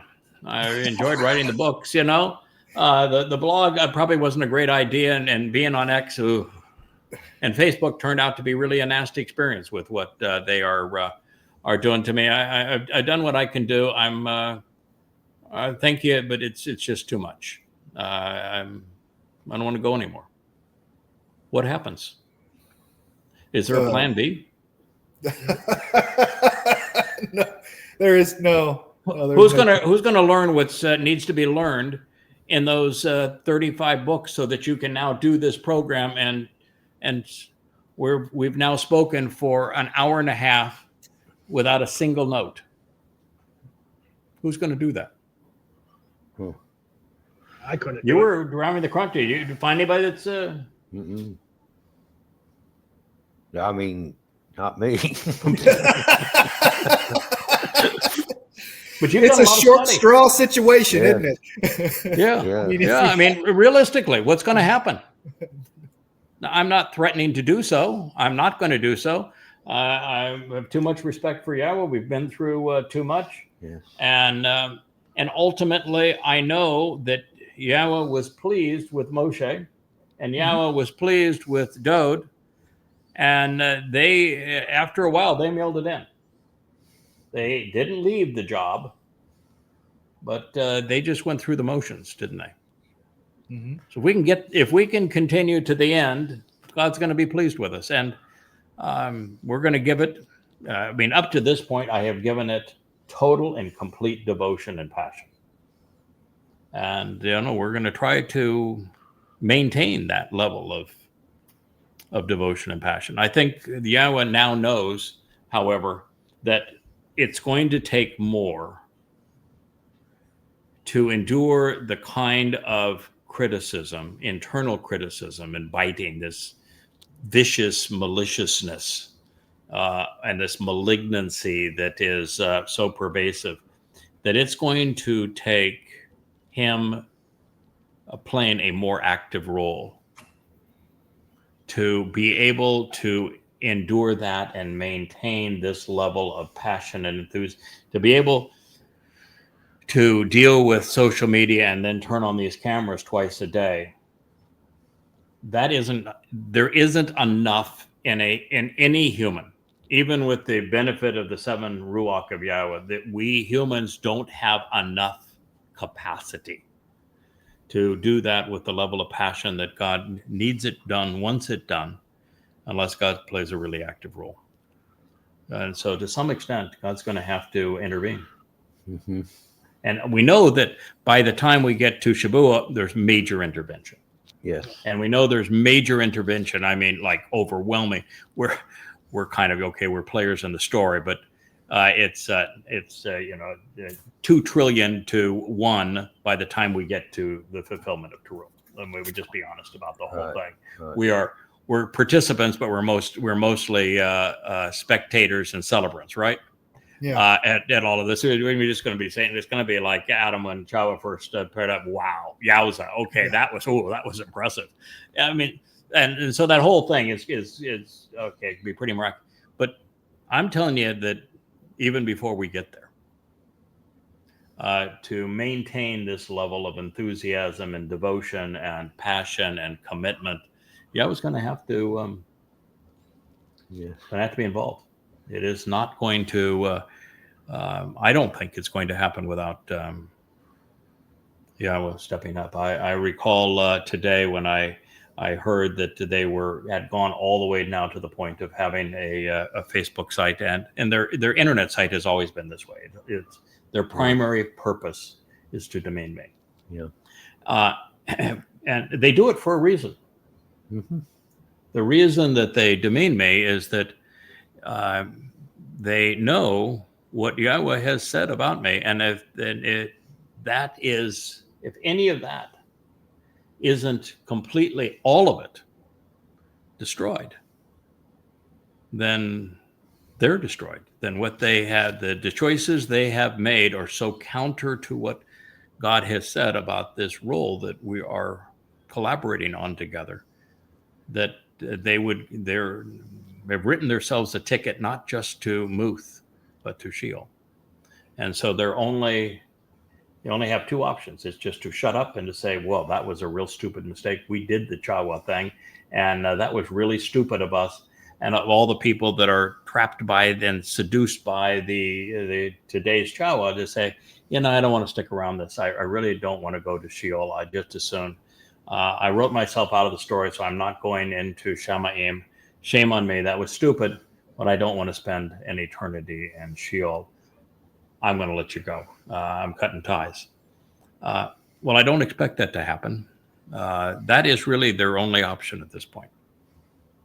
And so the mother goddess has to be full in on what she's doing. She has to play this to the hilt. And she has to essentially replace me by besmirching me. And that's what she's doing. And it's just not working.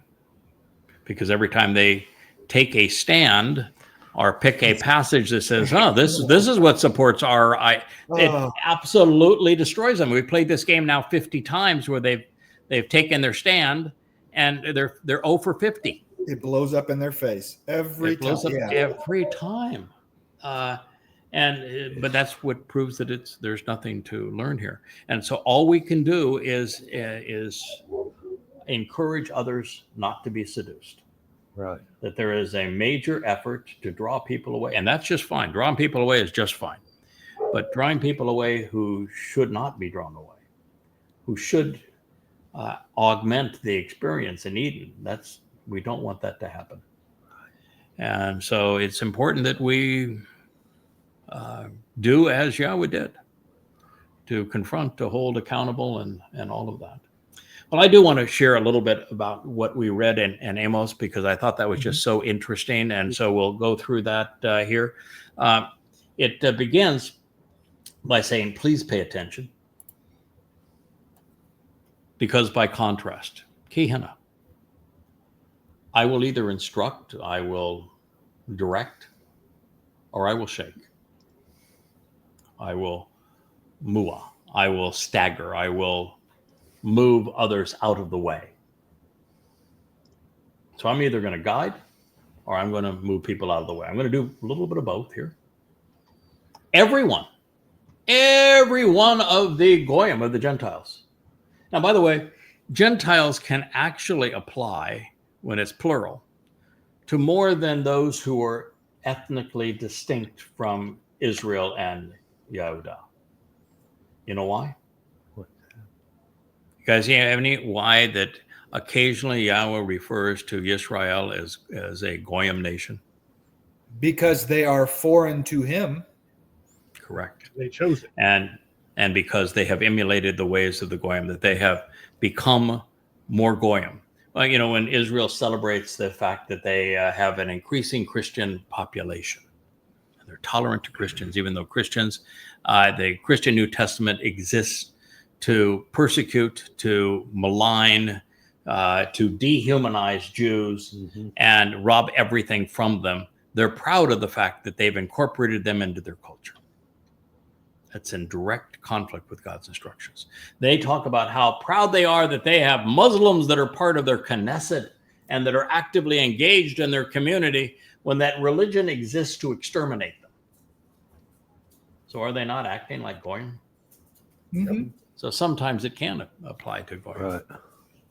By the way, with Dr. Jeff out, it means that he's doing something doctorish, like saving someone's life. Yeah. He is an emergency room pulmonary physician. Wow. And so when you do not want to need him, I will tell you that. If you need him, chances are you're not going to live very long. Don't want to meet him at work. He is one of my very closest friends. He is brilliant. He's got great character. Love Dr. Jeff. I will always love Dr. Jeff. I have great respect for him. And we have a wonderful relationship. We've met many, many times. But I never want to meet him on a professional basis. Because isn't it the Sabbath? He's supposed to be right now, right?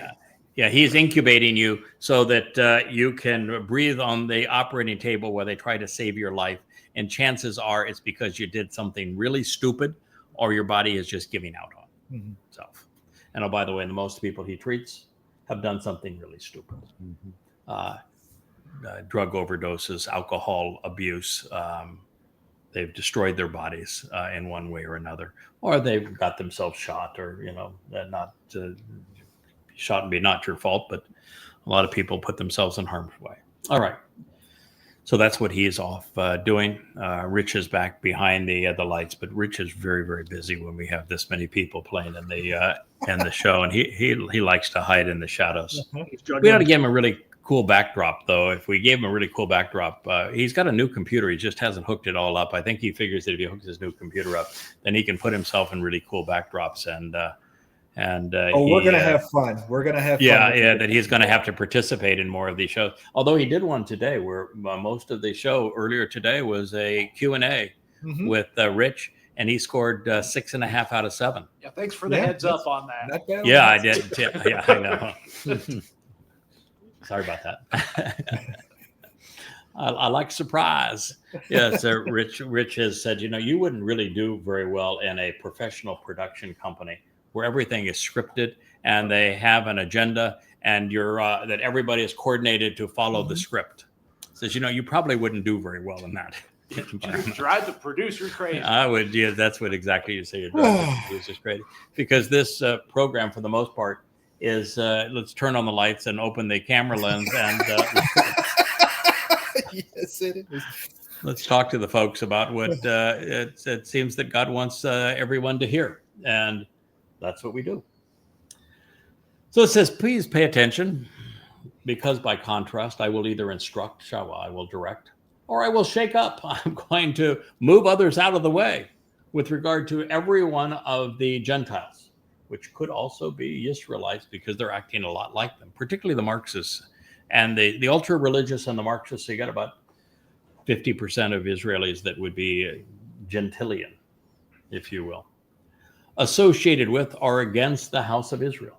Now you say, well, I'm an Israeli. How can I be against the house of it? Well, if you're one of those that is celebrating the return of 20 for the future demise of 7 million, I would say you're against the house of Israel. If you are religious and causing God to despise Israel and to stay away from Israel because you're promoting Judaism, I would say that you are against the house of Israel. Yeah.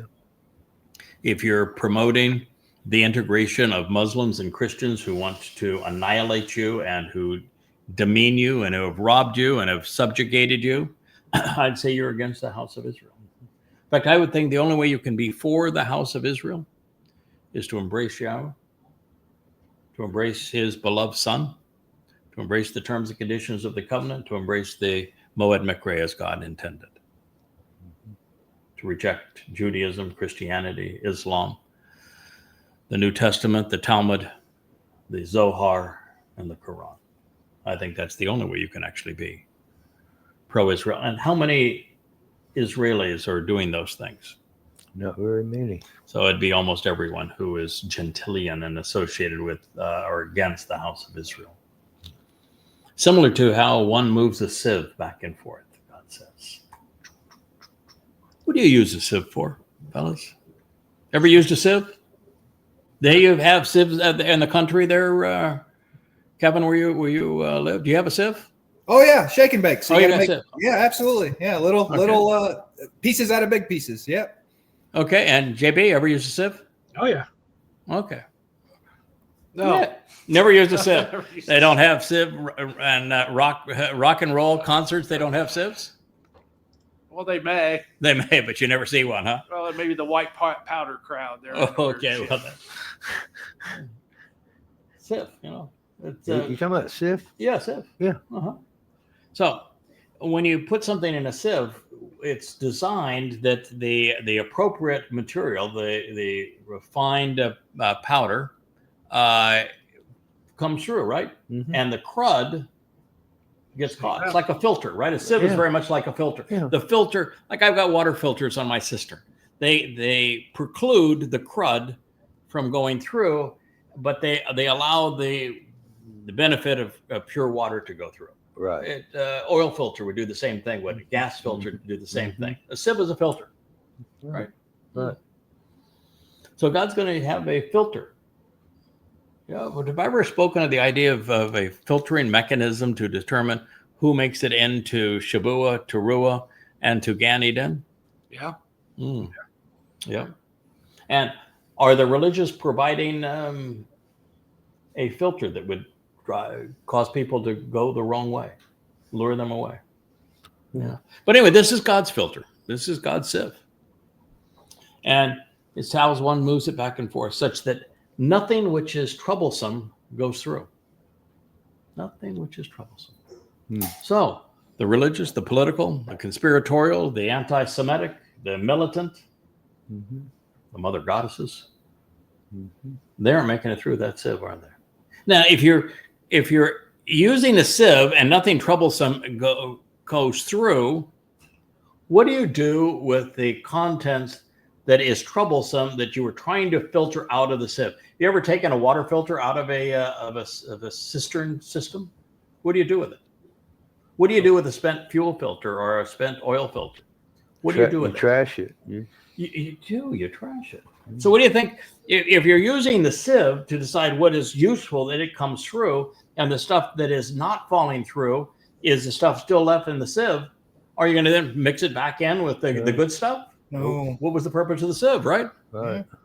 So what do you do with it? You trash it, don't you? Mm-hmm. Okay. That's what God said in Amos 9:9. There's a filter. And that which is caught in the filter is trashed. Doesn't fall through. By the way, coming to the earth, that's a really good thing at this point, because if you fall through to the land, your chances are you're going to be a recipient of the sacrifice of the animal parah, and the likelihood is you're going to be allowed into Gan Eden. So it's pretty good to fall to the earth at this point. But now, if you can't fall to the earth and you're in that sieve, where would that sieve be dumped? Off Earth. Off Earth. Off Earth. Because it's not on Earth. It's got to be off Earth. Is there a place to dump trash that is troublesome off Earth? Oh, yeah. Sheol. But people get really angry with you if you say, you're writing yourself a ticket to Sheol.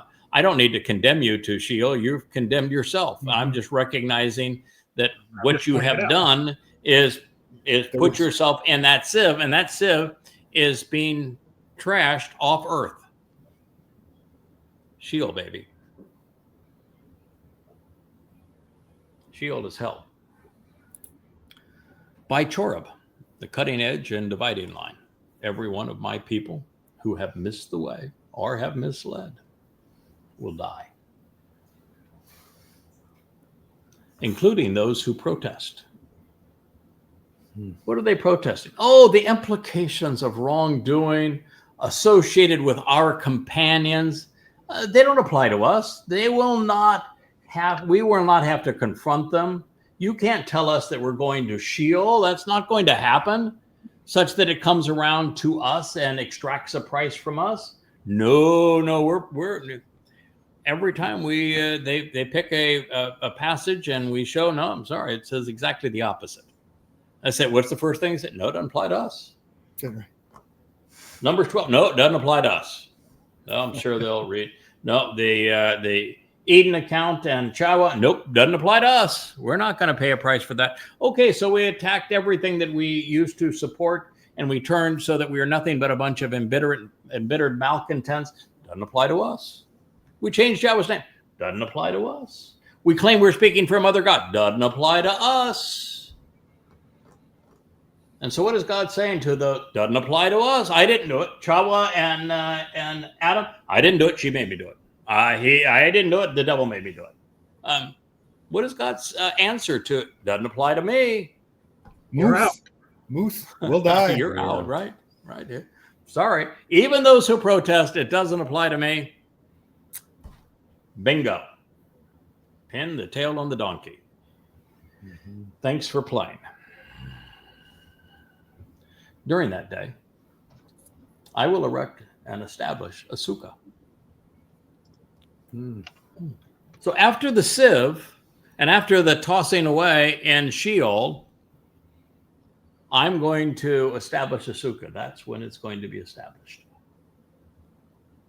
So that Siv day, is that not Teruah? Yeah. Yeah, that's the working day. Yeah. That is the Teruah day, isn't it? The Siv day. And after that, he's going to confirm a sukkah.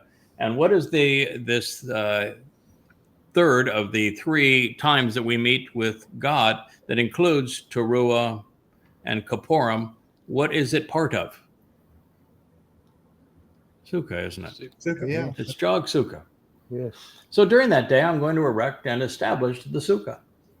Now, this could be could include a number of different things, because it says, I'm going to establish the Sukah, which is the sheltered dwelling of David, which is fallen.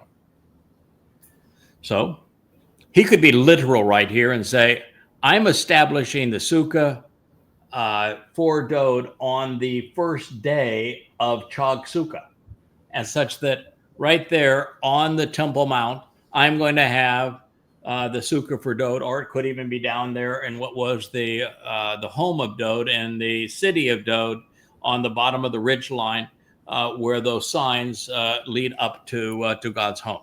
Could be in either of those places, couldn't it? Mm-hmm. So God could establish, could be literal right here, he could establish the Sukkah of Dode the moment that we're fulfilling Teruah. Because all evil has been expunged from the earth. The people that are religious have been taken away. That's the sieve, that red, it should be the black chariot. That's the sieve. They're all being hauled away. The white chariot is bringing the remnant in. Those are the ones that are falling back to earth. They're coming in on the white chariot. And the dappled chariot is going to bring the Goyim in, who also are going to land right there on the earth so they can be purged. Why not at that point establish the Sukkah of Dode so we can all look at it and say, that's why we're doing this. The herald is doing it for the king. Yeah. The father is doing it for the son. The children of Yisrael and the Goyim are there to be the subjects of and to serve the king, to receive the king. So why not put his Sukkah right there and say, this is the Sukkah of Dode, and to put it there prominently right there at that moment so that we're all fixated on why we're doing this, because we're not doing it for ourselves. And I don't need to be sacrificed as the Adam of Parah. I don't need 3 years of witnessing to the children of Yisrael for me.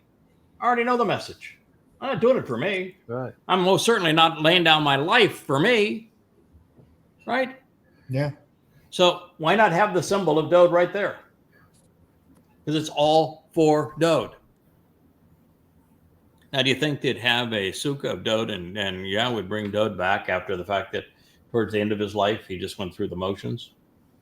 If Dode didn't do something exemplary between the end of that first life and his return? If Dode didn't fulfill Pesach, Matzah, and Bekorim, why would he be this prominent in God's story? Yeah.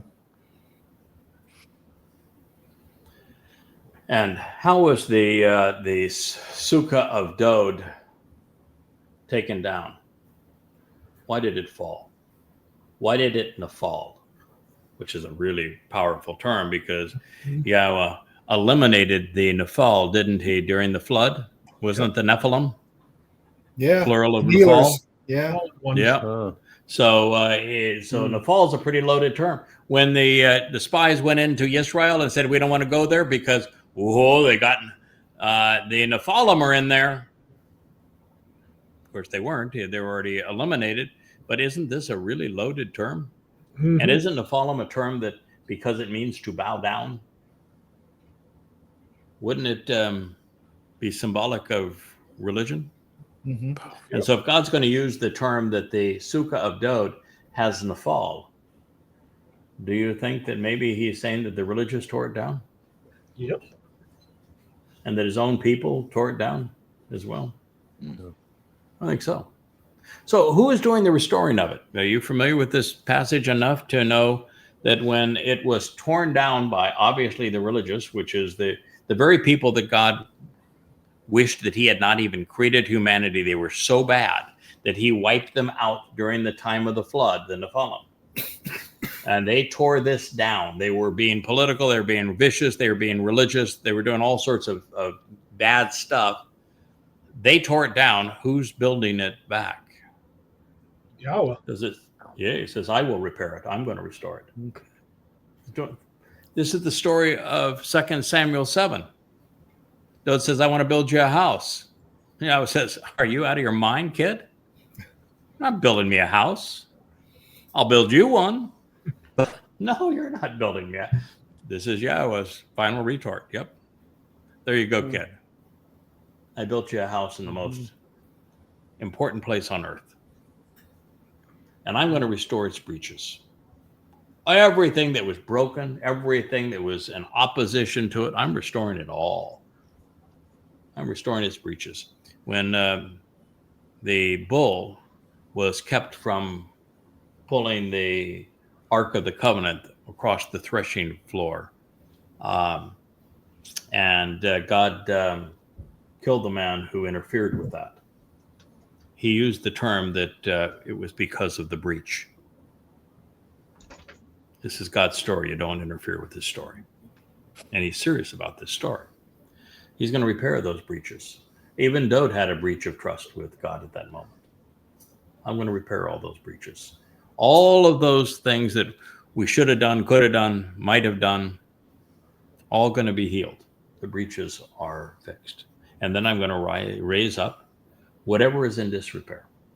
Anything that Christianity ripped apart to create the myth of Jesus, anything that Judaism created for the myth of the misadventure of Bar Kokhba, everything that Muslims have destroyed in terms of all that Dode represents and his people represent, God says, I'm going to fix whatever is in disrepair. I'm going to heal it all. And then I'm going to rebuild it.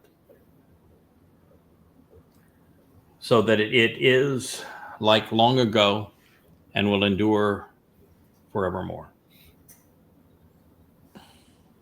So it's going to be like it was.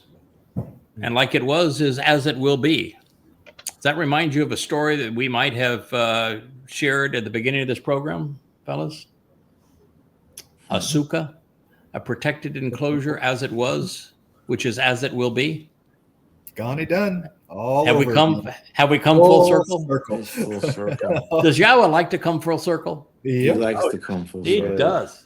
He is an amazing storyteller, and all of that. So here's now Amos 9:12. Wow. As a result, all of those who are called by my name, Yahweh, all of those who are called by my name, will inherit. They will gain possession of. They will benefit from that which is associated with the remnant and the remains of Edom. Of Edom, not of Moab, not of the Egyptians, not of the Babylonians, not of the Assyrians, not of the Romans, not of the Greeks, of Edom. Why do you think that the inheritance they're going to receive, and it's the remnant that's going to receive it, why in the world are they going to inherit as a result of all of this with that Sukah of Dode reestablished at this moment? Why is it that they're going to receive an inheritance that comes from Edom? It's the man from Edom. Because there's a man from Edom. Man from Edom. That's total Bloody red man. reconciliation. Obed Edom bailed Dode out and brought the Ark of the Covenant into Jerusalem, didn't he? Mhm. He is the one who serves from Edom. And is it not true that the man from Edom is the one that Yeshua says in the end is the one who comes and saves many? In fact, he even says that the man from Edom is his. Zeroah. But don't the mother goddesses say that there is no person that's a Zeroah? Yeah, there's no Zeroah Oh, in their world. All right. Anyway, yeah, that's that guy, right? Isn't it? And he was Edom is named after Esau, right? And Esau was the twin brother of Yaakov. Jacob. who was denied his Birthright. inheritance. His The guy inheritance. who was denied the inheritance is the one that is providing the inheritance. Wow. How's that for a story? Full That's a circle. great story, and you're reconciling a total reconciliation. Total reconciliation. So why would anybody want to go and challenge the wit of Yahweh? Why would you want to mess with his story? I mean, I can't even imagine why anybody would be motivated to say, "No, I don't like this story. I don't like the man from Edom. I don't like that whole thing. So Obed Edom, that's it. That means nothing to me. The man from Edom that saves many, that means nothing to me. This reference that the remnant is inheriting what is being offered from Edom. Edom is the brother of Jacob, and he is the one who was denied the inheritance is restoring the inheritance. That doesn't resonate with anybody. Doesn't give God credit for being the ultimate storyteller, bringing all the pieces back together. What other reason would there be for telling us the story? Why not just say that Jacob was the firstborn as opposed to Esau, if you weren't going to use that example in this way? Wouldn't that be the reason that you would use that the man that the woman cheated out of his inheritance? His own mother cheated him out of his inheritance. And he's the one that is providing the inheritance that unifies Israel at the end. Oh. Wow. God's good at this storytelling stuff.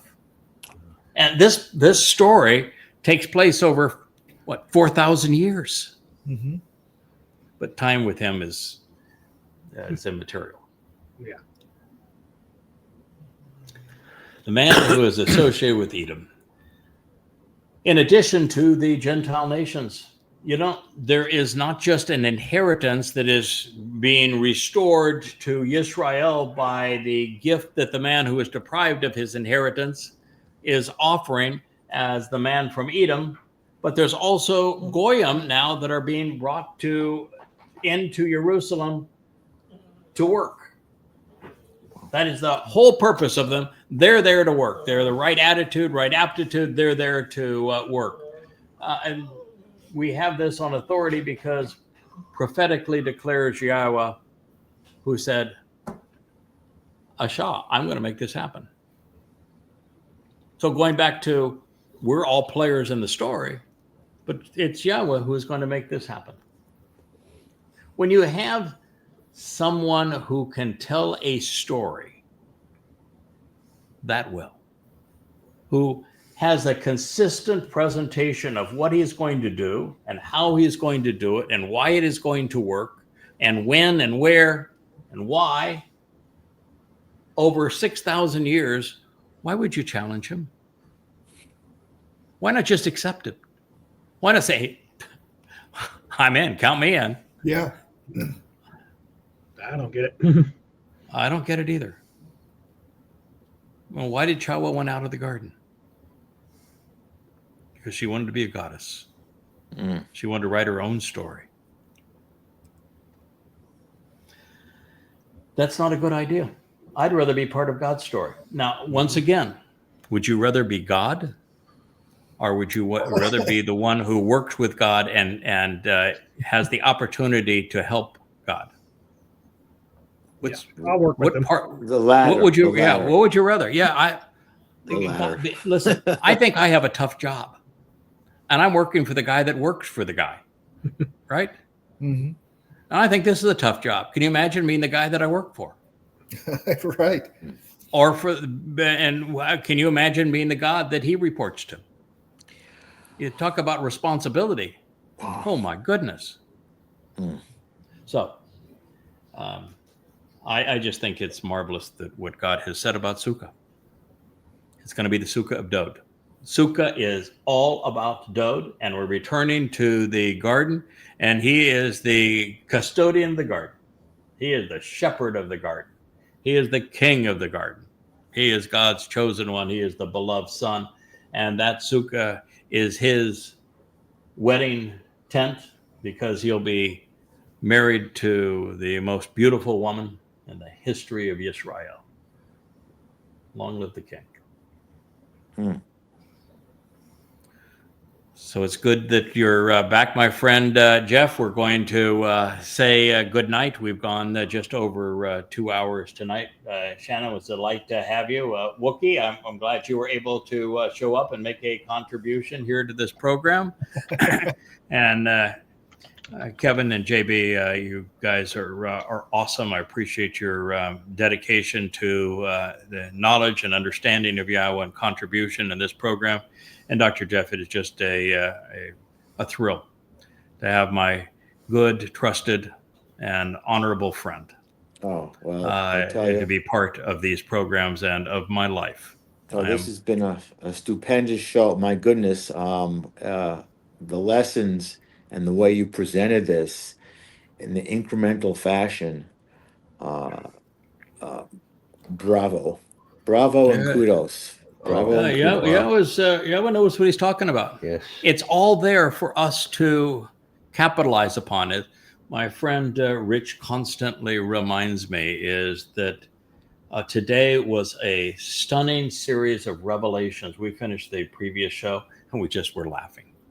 It was so impressive what God had to say. We just looked at each other and just busted out laughing as to how Connecting the dots live. Just literally on the fly, completely extemporaneously, seeing the picture God was painting and being able to connect the dots. It was so marvelous. We were having such a great time. We just broke down at the end of the show and started laughing. Hey. And what you've said here is that we have seen something that no one has ever seen before. Mm-hmm. And it was always there.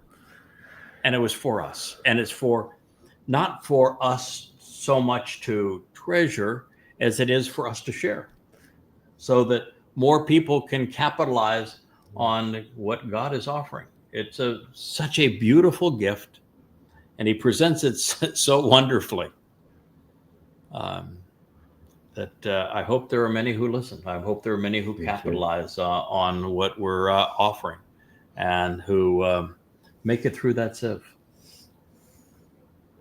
We are going to have some wonderful experiences together if you're part of that. And we thank you for listening. We welcome everyone for our continuing celebration of Sukah. I wish we could have shown you a beautiful fire out there this evening, but we need the rain. We love the rain. We live in a place where rain makes such a wonderful difference in our lives and the beauty of our island garden here. So we're delighted to have it. And we're also delighted that the Malakam worked their job once again, and the mighty storm is passing by, just grazing us with light breezes and warm water.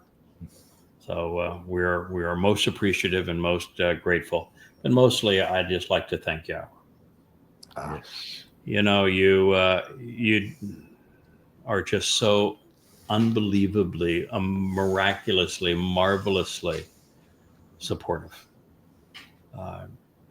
And it is such a thrill to be able to serve you in this way, to learn from you like this, to offer these kinds of insights, to know that you have led these eyes to see things no one has ever seen before, even though they were hidden in plain sight. And to be a conduit for being the first to perceive it and the first to share it, the first to enjoy it, the first to give it away. I thank you, Yah. That is indeed a marvelous opportunity and experience, and I'm grateful for it. And I'm grateful for my friends. Have a wonderful Shabbat. We'll talk again tomorrow. Good night.